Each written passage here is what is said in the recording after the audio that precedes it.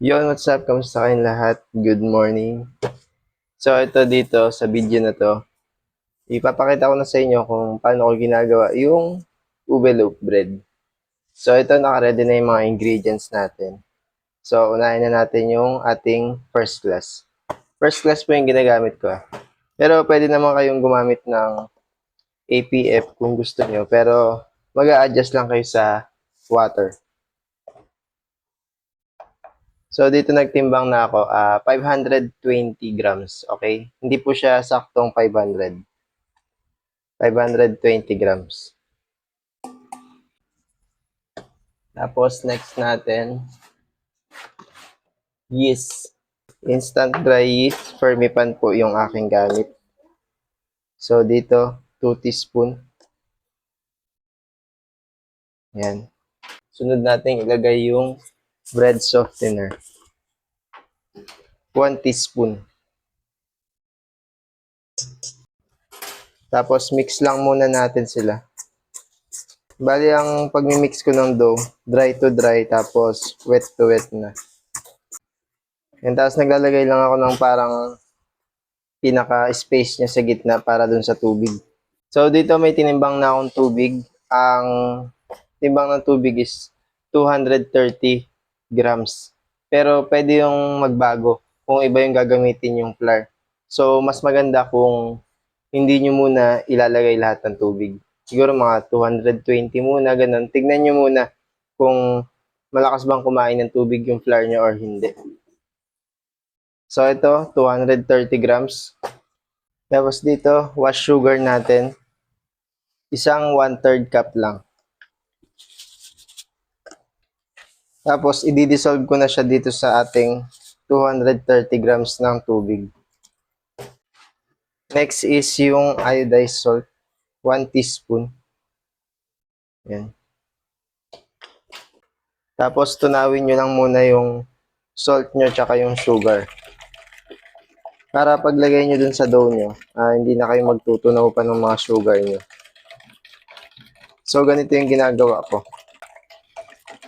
Yan. Pag once na medyo tunaw na talaga siya, makikita nyo naman. Yan. Ilagay nyo na siya dun sa ating dry ingredients. Yan. Next is yung 1 piece egg. Kahit anong size naman pwede, bahala kayo. Kung ano yung gusto nyo. Yan. Tapos, vanilla. Sa vanilla, tansyahan lang ako maglagay. Kayo na rin bahala. Pero, mga kadalasan yan, mga nasa 1 to 2 teaspoon ng vanilla. But once na malagay nyo na yan, ang next nyo nang ilalagay is yung ating lard tsaka margarine. Sa lard, 30 grams. Sa margarine, 15 grams.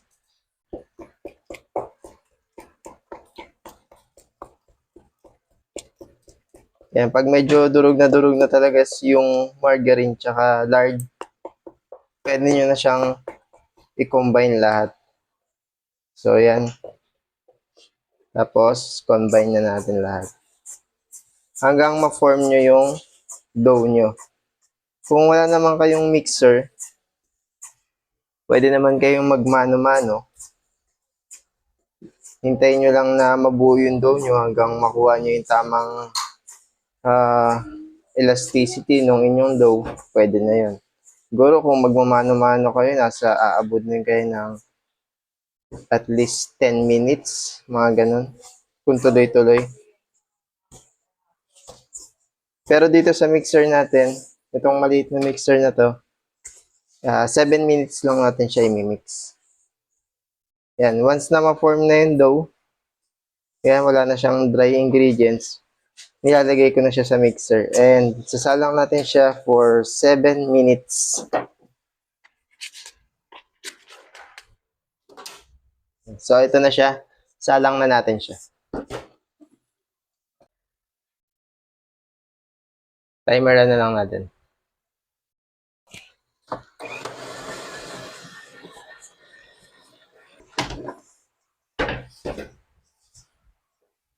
Yan, so tapos na natin siya i-mix.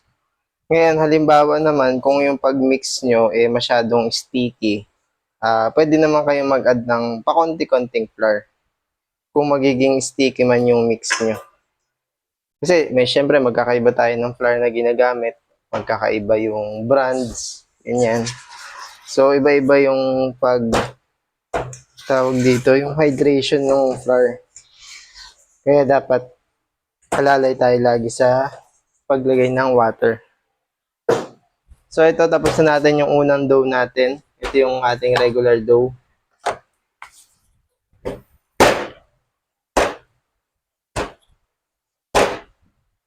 Yung ginagawa ko, pag ito, na-mix ko na yung regular dough, buo, hatiin ko na siya sa dalawa.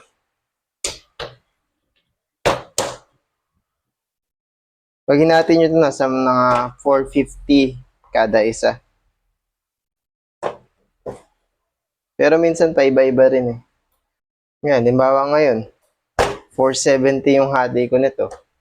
So, pag hati ko na siya, separate nyo muna yung regular dough natin. Tapos, itong isa, gagawin natin siyang ube dough.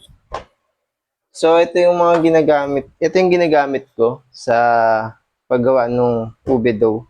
Violet ube siya by Neko. Yan. Paubos ko na nga ito eh. Bali dito, mga sir, mga ma'am, tansyahan lang ako sa paglalagay. Wala talaga akong sukat nito. Kaya kung minsan, yung kulay ng ube loaf ko matingkad, minsan sakto lang, minsan medyo hindi ganun kakulay. Kasi tansyahan lang ako. So, dito maglalagay na tayo. Mas maganda kung maglagay kayo pakalat na. Huwag sa isang Kasi pag sa isang pwesto lang, matagal siya magkukulay.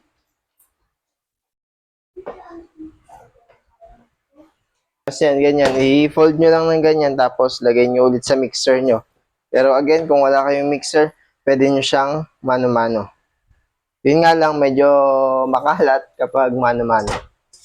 So, ayan. Lagay natin ulit siya sa mixer. Tapos, papaikutin nyo lang to kahit at least mga 2 to 3 minutes lang. Tapos na to. So, ayan. Tapos na yung ating ube dough. So, ito na siya. So, ganun din yung gagawin natin sa una natin ginawa dito sa dough natin. Divide lang natin siya into 6 pieces.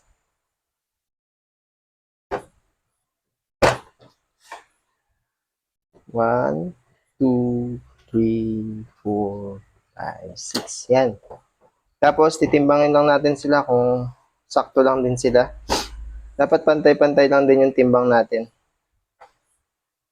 Para accurate lagi yung nagagawa yung tinapay.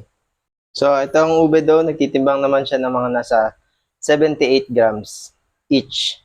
Yan. Oh, ito, 77 grams. So, bilugin na natin sila. Lagay lang tayo ng konting margarine sa ating kamay at table. Yan. So, sa mga matagal na naghihintay nito kung paano kong ginagawa to, ito na po. Kahit paano nakagawa na tayo. Tsaka kaya ngayon din ako gumawa kasi ang agang naubos kahapon ng ating ube loaf. I mean, kagabi. Naubos agad yung ube loaf natin. Ngayon, parang isang piraso na lang ata yung nandun sa tindahan. Kaya naisipan ko ngayon na mag-video tutorial na lang since gagawa na din naman ako. And may space pa naman yung cellphone ko kaya ito, gagawa na tayo. Kung may mga tanong kayo regarding sa video na to, just comment down below lang kayo. Tapos kung kaya naman natin sagutin, sasagutin natin yan. So yan, nabilog na natin lahat. Tapos kuhain na natin yung prepare natin na 7x3 by 2.5 na pan, loaf pan. So ito na yung pin-repair natin. Nilagyan ko na rin siya ng shortening or nung ating lard. Yan.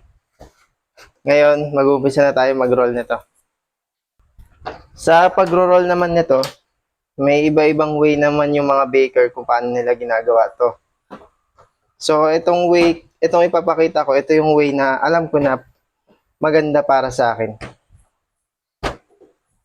Ayan. So, ayan siya. Pagdidikitin ko lang dyan.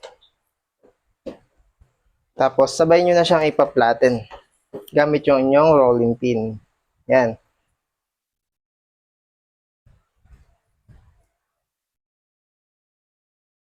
Tapos, ipapakita ko rin sa inyo yung ibang way nung pag-flatten nito para kung sakali na nahihirapan kayo sa ganito, okay lang na may ano kayo, may pagpipilian kayo kung anong diskarte yung gagawin nyo. So, yan. Pag na-flatten nyo na, kahit di naman sobrang haba, okay lang yan. Ibabaligtad nyo lang. Tapos, babaligtad nyo rin tong ube loaf, pero ipapatong nyo na sa regular dough. Itong ube dough natin, ipapatong nyo sa ibabaw. Tapos, ipa-flatten nyo ulit para magdikit talaga silang dalawa.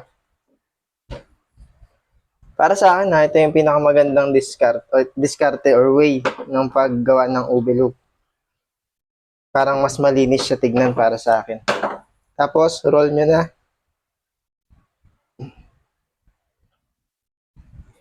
Yan. Once na na-roll nyo na siya, makikita nyo, masyado siya maigsi para sa loaf pan natin. Kaya ang gagawin nyo, i-ano nyo pa ulit, i-roll nyo pa ulit. Parang papahabain nyo pa yung dough. Para mag-meet siya dun sa size ng ube loaf. Yan. Pag nakita nyo almost size na siya ng ube loaf, lagay nyo sa loob yung dough. Or pwedeng dito nyo nagupitin sa labas. Pero pwede rin naman dito sa loob na. So ako ginagawa ko dati dito sa labas. Kaso nahihirapan na akong ibalik sa pan. Kaya ang ginagawa ko, sa pan ko na siya ginugupit. So yung paggupit nito, simple lang naman. Bali ang ginagawa ko is 7 cuts para hindi masyadong marami tignan kapag umalsa na. 1, 2, 3. Tapos pagkakat nyo, ipaling nyo na kagad sa kaliwat kanan. 4, 5, 6, 7. Yan. Tapos, ilagay nyo na siya sa kaliwat kanan na side. Tapos, ganito na yung magiging itsura niya. Yan. Kita ba sa video? So, yan. Ganyan na yung magiging itsura niya kapag ginupit nyo na siya. Tapos, hayaan nyo na siya umalsa. So, yun yung way ko kung paano ko siya i-flatten. Pwede naman yung isa-isa. Kung nahihirapan kayo sa dalawa, ito papakita ko isa-isa.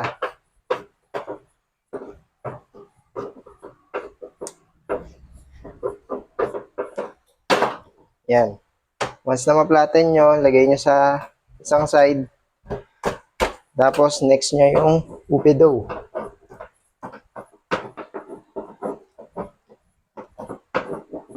Yan. Flatten nyo rin. Tapos, ibaligtad nyo. Ipatong nyo dun sa isang dough. Yan.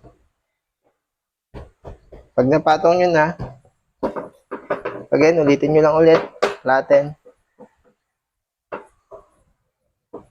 Yan. So, pinapakita ko to para dun sa mga katulad natin na medyo bago-bago lang sa pag-bake or sa paghawak ng dough. Okay? Siyempre, kung veterans na kayo, alam ko marami kayong mga alam na diskarte. Pero itong diskarte ko, pangbaguhan lang din to. So, yan, again, maikli ulit. Pababain nyo lang ulit. Yan. Pag nakita nyo enough na yung size niya para sa loaf pan, pwede na yon. Tapos, yan. So, ganito yung ginagawa ko dati. Yan. Dito ko siya gugupitin sa labas. O, para makita nyo na rin, para malinaw sa inyo. Game. 1, 2, 3, 4, 5, 6, 7. Tapos, iangat nyo siya papunta sa loaf pan niya. Yan. Tapos, ayusin nyo na lang siya. Yan. So, ganito na yung magiging itsura niya. Yung pangatlong way naman, Ito yung kadalasan ginagawa sa mga bakery talaga.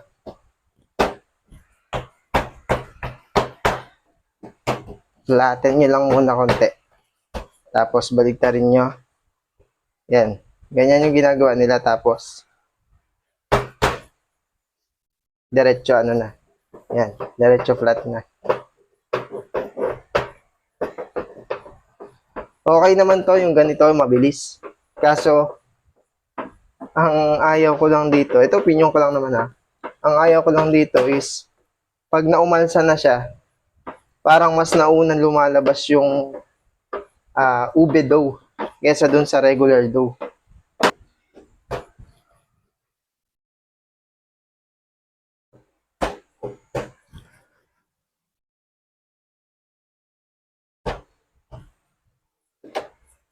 So, yan. Tapos, lagay nyo ulit. Cut nyo na ulit. 7 cuts. 1, 2, 3, 4, 5, 6, 7. Pwede nyo namang hindi sundin yung 7 cuts. Pwede gawin yung 6 cuts or pwede nyo gawin 8 cuts. Depende sa inyo. Pero para sa akin kasi, magandang design yung 7 cuts.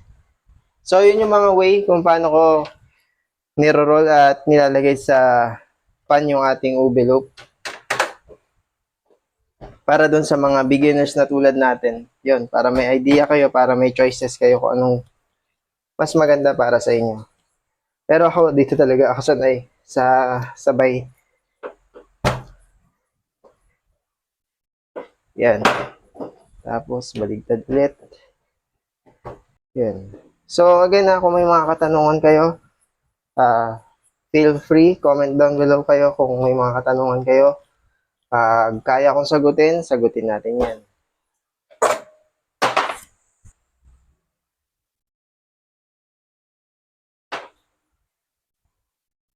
So, yan na siya. Tapos, ang pagpapaalsa nito, 1 hour and 30 minutes.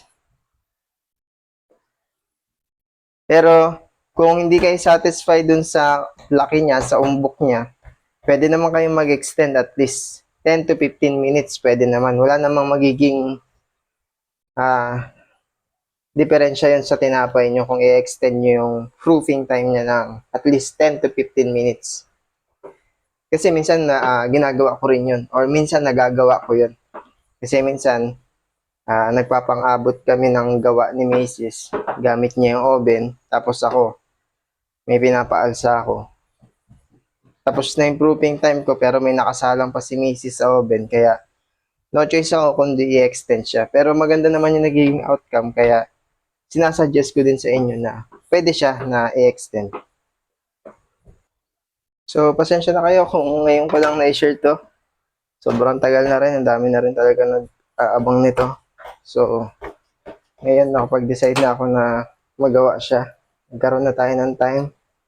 At syempre, sinabi ko rin dati sa inyo na kapag once na makalipat na kami, gagawa na tayo ng mga video tutorial ng mga ginagawa nating paninda.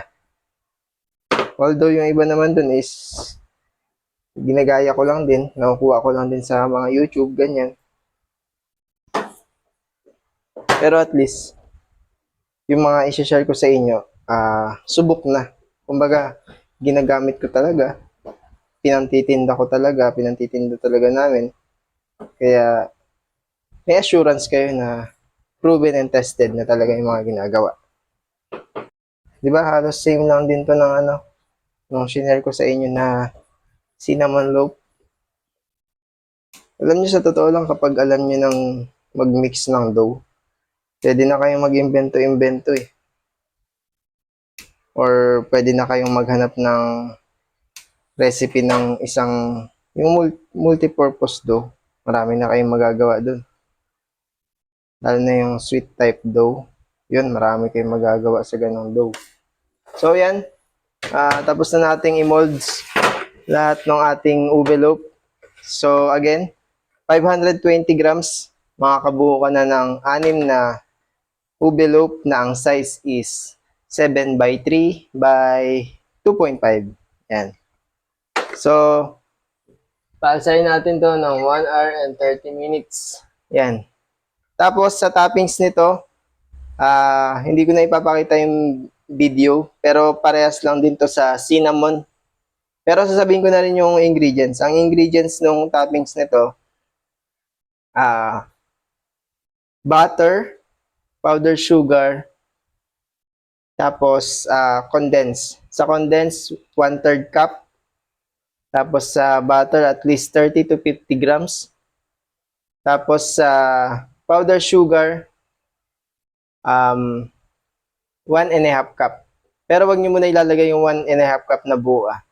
O kahit 1 cup muna. Tansyahin niyo muna yung ano niyo, yung gusto nyong texture sa buttercream nito sa ibabaw. Tapos yung pinaka-cheese na topping, ang ginagamit ko is yung queso by Magnolia. So ito, paalsahin na natin to. Tapos mamaya tingnan natin yung outcome nung ginawa natin. So ayan, after 1 hour and 30 minutes, ito na yung itsura niya. Pero ito, in-extend ko to ng 10 minutes. So 1 hour and 40 minutes talaga siya. So ayan, nakikita nyo, hindi pa siya sobrang, yung umaabot ba sa low fan. Pero okay lang yan kasi once na sinalang nyo yan sa oven, pag nainitan siya dun sa oven, aangat yan ng konti. Kaya magiging sakto lang siya dito. So makikita nyo yung difference nung ano. Ito yung pinagpatong lang.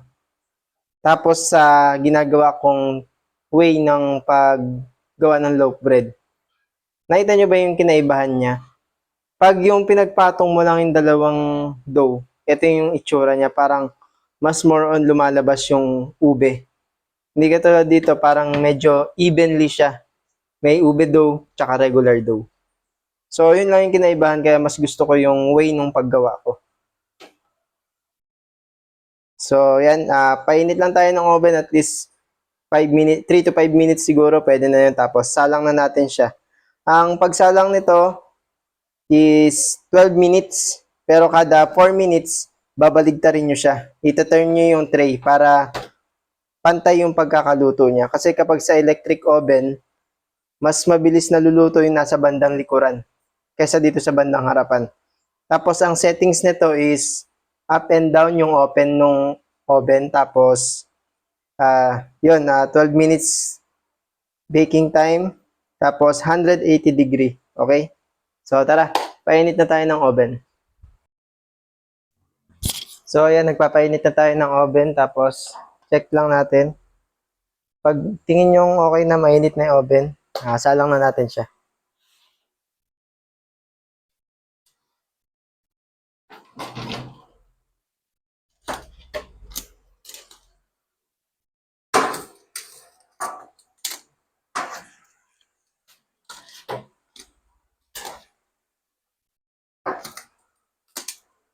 Yan, bali yung pagsalang ko dito, 4 sa likod, tapos 2 sa bandang harap.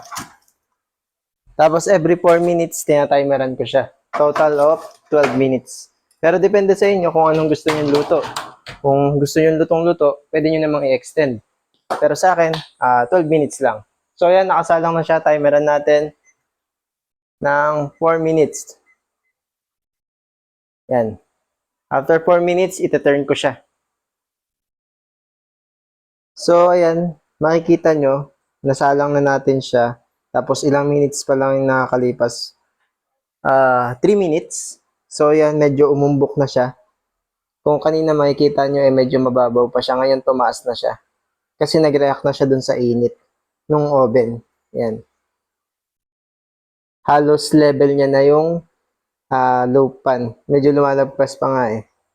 So yun yung sinasabi ko sa inyo kanina. So, ayan, malapit na siya matapos yung 4 minutes natin, 20 seconds, tapos ita-turn natin siya. So, tignan nyo na lang kung paano ko siya tina-turn para makita nyo rin mismo. Yan, 10 seconds.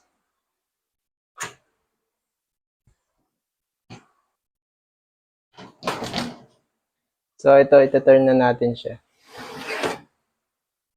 Nilalabas ko na siya ng buo para isahang turn lang.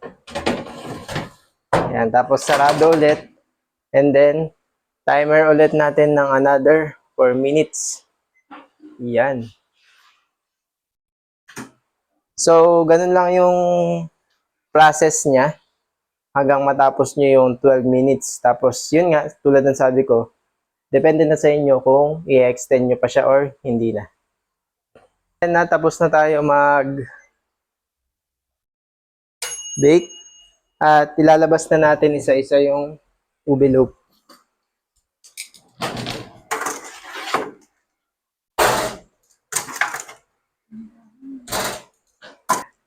So, ayan, nalabas na natin. Tapos, isa-isa natin tanggalin sa pan.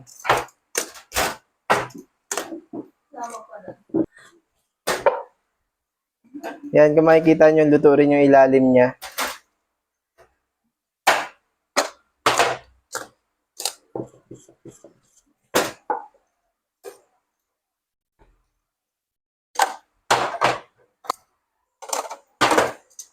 So, ganito na yung magiging itsura niya kapag naluto na siya.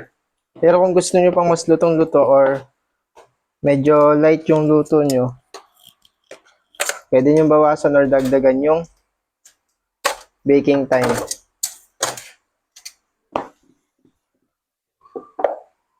Tapos, damihan nyo rin yung paglagay nyo ng shortening sa pan niya para hindi dumidikit. Hindi siya mahirap tanggalin pag naluto na.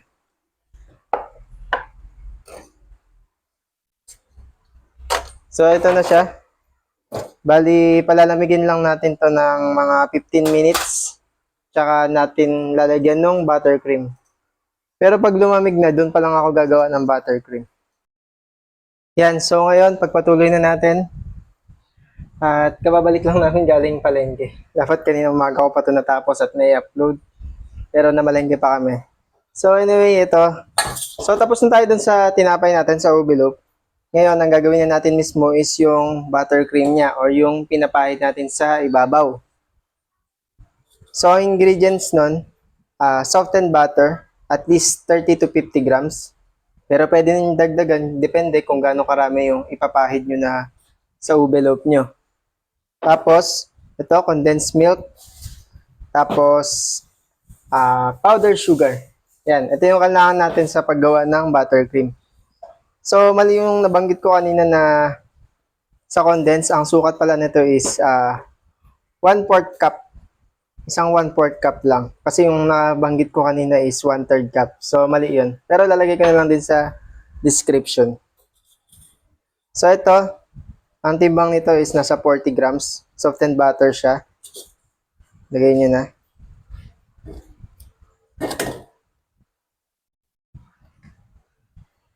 Tapos, pagkalagay nyo yan, magtimbang kayo ng condense na 1/4 cup. Okay? Nakikita ba?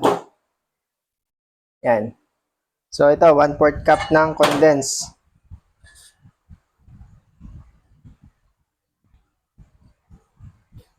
Yan. Tapos, halo nyo na sa softened butter nyo. Tapos, i-mix nyo lang to ng konti using hand mixer. So, ito, naka-ready na tayo. Pag haluin nyo lang sila, kumbaga, dapat mag-combine lang yung butter tsaka condense. Pag sa tingin yung nag-combine na silang dalawa, yan, pwede na natin tayong maglagay ng powdered sugar.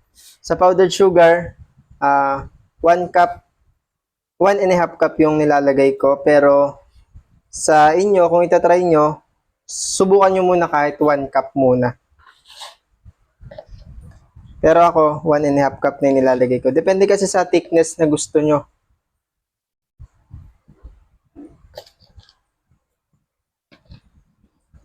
Yan, 1 cup na to. Tapos, kalahati ng 1/2. Yan.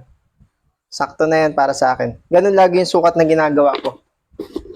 1 cup tapos kalahati ng 1/2 cup.